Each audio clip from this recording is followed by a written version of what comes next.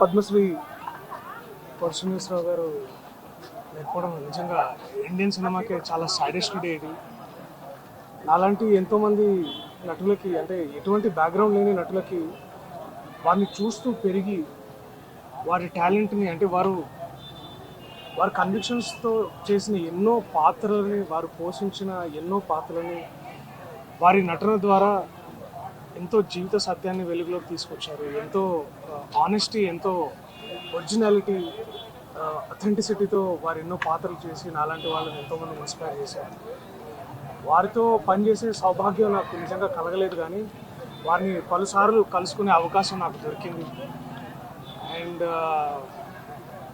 అదే ఎక్కడో ఒక ఏకలవ్య శిష్యుడిలాగా ఎక్కడో దూరంగా వారిని చూస్తూ, లేకపోతే వారి సినిమాలు చూస్తూ పెరిగి వారి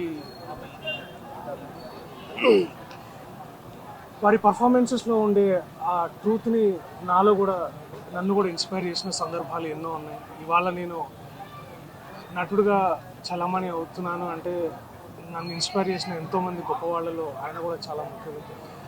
అండ్ మననే గురు పూర్ణిమ రోజు ఆయన్ని గుర్తు చేసుకున్నాను అనమాట, వారు చేసిన పర్ఫార్మెన్సెస్ని. తర్వాత మొన్నే బర్త్డే రోజు నేను మా ఫ్రెండ్స్ అందరం ఆయన గురించి మాట్లాడుకోవడం. ఇవాళ saddest day for all of us. వారి ఆత్మకి శాంతి కలగాలని మనస్ఫూర్తిగా కోరుకుంటున్నాను. There is one and only Kota Srinivasa Rao గారు. I don't think there will ever be anybody like it. Thank you Kota గారు. Thank you so much for everything you did for us.